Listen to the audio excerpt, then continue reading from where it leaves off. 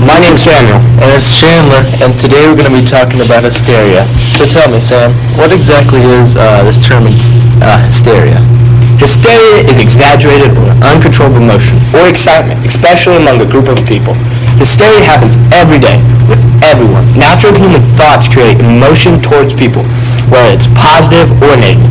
Hysteria can be as simple as just a group of people getting overexcited about a new phone. Like the iPhone X or 10, which had a bunch of hype behind it recently. Would be an example of hysteria. Hysteria was really bad a long time ago in a town named Salem during the witch trial. In the play Crucible, based on the Salem witch trials, there was ordinary girls being accused of being witches. They were accused because of their unusual behavior, when in reality it was just them being teenagers. Yes, sir. And hysteria even happens today, as much as it did back in Salem. The court used Salem as hysteria. The court of Salem used hysteria as their main focal point to get people convicted of witchcraft. Hysteria still happens in today's courtroom, sadly. Not too long ago, in about 1998, there was a 17-year-old kid named Adnan Syed convicted of a crime he may or may not have done. He was found guilty because of hysteria. And in his case, there wasn't really enough evidence to convict him of murdering his ex-girlfriend. Her name was Hayden Lee. And just like in the Crucible, the court didn't have enough solid evidence to convict a girl named Elizabeth Proctor, who was a Salem resident at the time. She was convicted because of a puppet, which they considered a voodoo doll. Yeah, and a voodoo doll is it's like a little doll based off someone who you know. If you stick a pen in it or like you hurt it, it's supposed to hurt the person in real life. And it's kind of another one of those witchcraft items that they're using. Even though that the puppet was not hers, and Mary Warren, who made the puppet, confessed to it in Act 2 by saying, "Conjures me? Why, no, sir. I am entirely myself, I think. Let you ask Susan Walcott. She saw me selling it in court. Ask Abby. Abby sat beside me when I made it." This is hysteria, because even though they did not have any evidence that convicted her, because they were so scared of the idea of having witches in Salem, that they were willing to convince with little evidence. Just like in Adnan's case, Jay told a story that did not add up. And Jay is one of Adnan's friends who didn't really have, like, his story didn't really match all the time. He was kind of like a untrusted person in the court, even though he was trusted. It's kind of weird because they believed his story over Adnan, in which Adnan just denied, and then Jay had all these somewhat facts in his story, which made the court ultimately believe Jay instead of Adnan.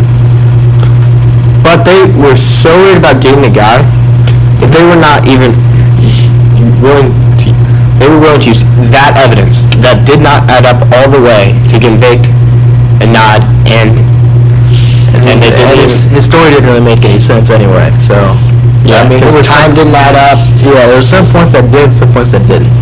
But anyway, hysteria can be blown out of proportion. So just when Giles Corey, another Salem resident, claims in Act 1 that his wife is reading strange books, and he says to Reverend Hale, "It discomforts me. Last night, mark this, I tried and could not say my prayers. And then she closed her book and walks out of the house, and suddenly, mark this, I could pray again." And what he's ultimately saying there is that this is an older guy, Giles Corey, and he has a wife who's reading his books. And whenever she closes the books up, he can remember his prayers, but whenever she's reading them, he can't remember them. And in reality, it's kind of him. He's an old guy, maybe has Alzheimer's, or he doesn't go to church that often either. Yeah. So that could be another reason why he couldn't remember his prayers. And just like that, in that example, it happened in Adnan's case. He allegedly wrote notes to a girl, and one of his class claiming he could kill her. The notes were never found, meaning that what he said isn't entirely true. These notes and Corey's claim both show that what people say isn't always true, and that you need solid evidence involved. Yeah, and that's like with any case in the court nowadays. Another topic that's fishy about the Salem witch trials, that the court trusted the teenage girl's word over the upstanding citizens of the town.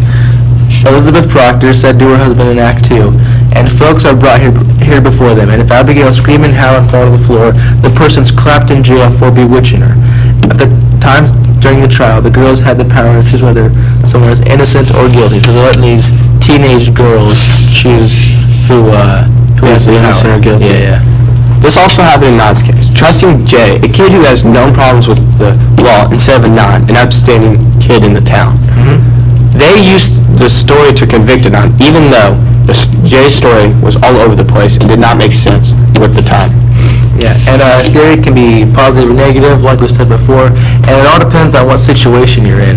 Our examples, which is in the Crucible and Anon's case, they're both negative hysteria.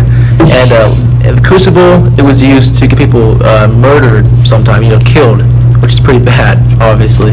And in Anon's case, it sent an innocent, well, we don't know if he's innocent or not innocent, but it sent him to jail, which without even using solid evidence, which isn't right. So, yeah, that's our hysteria.